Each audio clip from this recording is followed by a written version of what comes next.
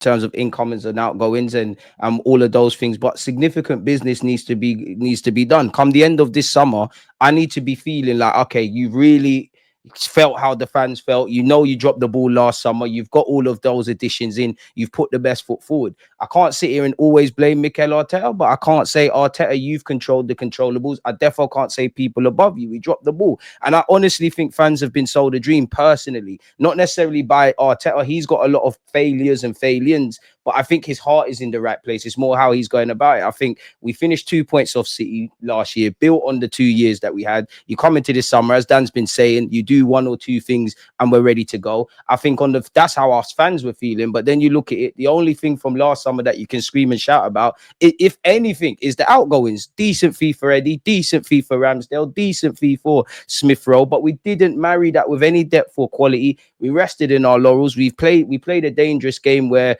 all the questions we asked ourselves, you know, if this one gets injured, that one gets injured, this one loses form, if this happens, where does it leave us? So we have to answer things. But unfortunately, the buck does stop with the manager. I don't know if, I'm not saying this to keep him, I don't know if sacking him means anything changes. All I know is at the end of the day, we cannot act like Mikel Arteta is a damsel in distress. You took the job, you liked it so much, you signed a new deal. This is Arsenal Football Club, and I want, if it is to be that, the manager and these players to win stuff here. If not, we have to look at other things. What do you make of Andrea Berta, and how much do you think he can change this window, bro? Because apparently he'll be officially announced as Arsenal director in the next few hours, and subsequently, apologies, he's expected to be there at Fulham, and all the journalists are saying that Berta is basically done. Like, what do you make of his appointment kind of thing? And like, do you think we're putting too much hope in him in this window in particular? No, I don't think we're putting any too much hope in his ability, because I think he's ridiculously good. I also look at what Berta has achieved in football as a footballing man. He's got experience. He knows that he's got a lot of respect from people, the players that he's brought into Atletico Madrid, the success. I think it's all absolutely respectable. My only kind of concern or intrigued, I'm kind of intrigued or interested to see how he works alongside this Arsenal board and manager. Because we haven't really seen somebody come in at this level. We haven't seen that before. This is the best appointment in the Kroenke reign for me. When you look at Hus Fahmy and Raul Sadlehi, I wasn't a massive fan. Forgot about Mislintat and them kind of guys. Sven Mislintat, even Gazidis, all these kind of people that have been in and around, they've not really done anything to fill me with a lot of confidence. Even Edu, to be fair to him. When I look now at what this guy can do, I've seen it. What needs to happen is he needs to be given full control, bro. And he's not emotionally attached to the club as well, man, which I like. He's not, and I like that. Yeah, business I like that. Yeah, I actually like that. Look, I've got nothing wrong with players coming into the coaching roles. Like if, you know, Thierry Henry and Dennis Bergkamp and Tony Adams and Keown and all these guys want to come in as the coaches, that's absolutely fine by me. Yeah, behind the scenes.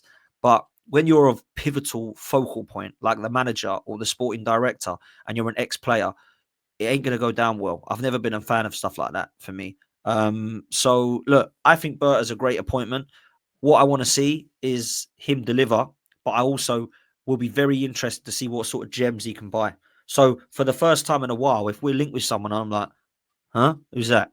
Would you make it a power dynamic then? Because like, is he going to have that power to, you know, because you look at David Raya worked in it, but you look at David Raya, Calafiori, Merino, Kai Havertz. When you read the David Ornsteins of this world, yeah, they sit there and say not everybody was unanimously in agreement about these signings, but Arteta wanted it, Arteta got it. Now Raya worked out, the others have had mixed success. But if we're in that kind of situation, do you think Andrea Berta can be the David Dean to Mikel Arteta if he was Arsene Wenger type of thing, not to put them on that realm? Yeah, look, if he's even half as good as David Dean, I'll be really happy, because the guy's ridiculous, David Dean. But look, what I will say, the two most powerful voices at the club are Mikel Arteta and Josh Kroenke. That now needs to be alongside Andrea Berta. He needs to be the most powerful voice at Arsenal. Now, he's got to work alongside Mikel Arteta. He can't do everything, but Mikel Arteta's got to take a back seat to some of the stuff now and say, do you know what? I need a right winger to cover for Saka, Berta. Go do your thing.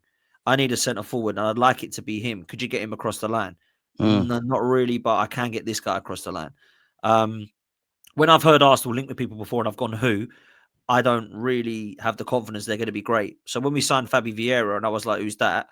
I was like, not too sure about that. When we signed Freddie Ljungberg and I didn't know who he was, I had more faith. Because you knew what Wenger was on. I knew what Wenger and Dean were about. And now I need that to be Arteta and Andrea Berta. And I need to go, do you know what? If Berta says he's good, let's get him in. Because I didn't know who Diogo Jota was until he was at Wolves and Liverpool, but he did because he was at Atletico Madrid. He knew who Mateus Cunha was because he was at Atletico Madrid before Wolves. Facts. Yeah. He knew who Rodri was because he bought him from Villarreal.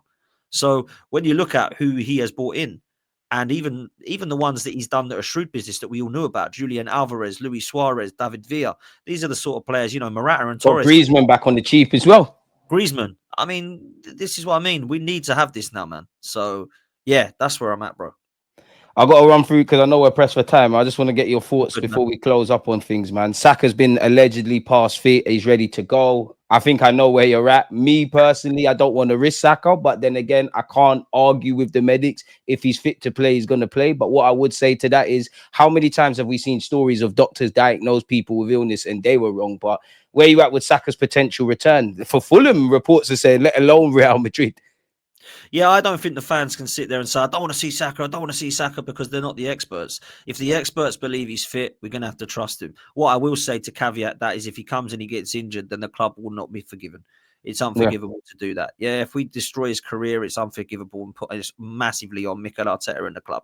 Arteta's the reason he's gone down with a hamstring injury, playing him in games against Bolton and Preston and Lons and all these stuff. I've seen And Havertz and Nelly, to be fair, as well. Havertz another one. So for me, when I look at it right now, I think, yeah, he is the biggest guy to blame on this injury front. But what I will say is there's definitely those that are suggesting that if he don't play, then we ain't got no chance. And I kind of do understand that as well. So if he's fit, he'll play. I don't think it matters what we want. I think he's going to be getting 10-15 against Everton and Fulham. And then I think he's going to start against Real Madrid. So that's where I'm at with that, man. And look, if we got a chance of beating Real Madrid, I think it's with Saka as opposed to without him, bro. Yeah. And, half it Saka, the two young talented Highlanders, Merino up front. Do you know what? There's every reason to be negative, and I still think these are valid claims. But at the end of the day, effort in it. Like, we might as well try a thing. What do you make of the hijack Zubimendi talk as well, man? Well, Ornstein and Mokbel have said that he's coming to Arsenal, and they're a lot of people say is the one that they look at and kind of respect the most. So I believe he's coming to Arsenal because that's what these two have said. If he doesn't and he goes to Real Madrid, then Ornstein and Sammy Mokbel are going to get the kind of unreliable treatment again. I think if he wants to stay in Spain, he'll go to Real Madrid. If he wants a new challenge outside, yeah, he's not going to not go to them. So yeah, I would like him at Arsenal because I'm a big fan, but I don't know enough about the reliable sources. But look, Ornstein and Mokbel believe that it's a done deal, Zubimendi to Arsenal. So let's see. Could be mind games. Where you at with any Isaac hope? Because apparently contract talks have been paused, and we've been linked with Hugo Ekitike as well. Yeah, look, Isak for me, I just think he's unobtainable, if I'm honest with you, bruv. I think he's unobtainable, Isak. I don't think he's one that we can get. I just don't think Lucas are going to sell him. As for Hugo Ekitike, I would be more than happy for him to come in as a backup striker. I just don't know that there's enough. It's not really fair on the lad to have enough pressure to put him on as the 9. So Ain't got the CV being linked. Obviously, Gyökeres that you got up here. That's the one I do want. That is the one I do want, bro. Apparently scheduled a meeting. And he's available for anything from 50 to 58.5 mil, man. I want this guy. This is the one I want, bruv. Because Isak's not going to happen. I want this guy over Sesko. I want him over Ekitike. I want him over Jonathan David. I want him over Osimhen. I want him over anyone. 26 ready to go. Bruv, he looks so good, bro. And he can score all sorts of goals. Yeah, that's the one I want, man. And the general plays there as well, man. I mean, it's going to be interesting to see when Berta is officially announced and what he does. Obviously, the transfer front and what's left of the season. Dan, it's always a pleasure having you here. I know you got to run off and do some other platforms. Let people know where they can find you. People, if you don't know already, make sure you're following Dan's platform. It's in the title. We alternate between the Fridays, so I'll be back over on his platform same time next Friday. So yeah, man. Love, man. Come on. Yeah, football's 12th, man. On the road to 4-0.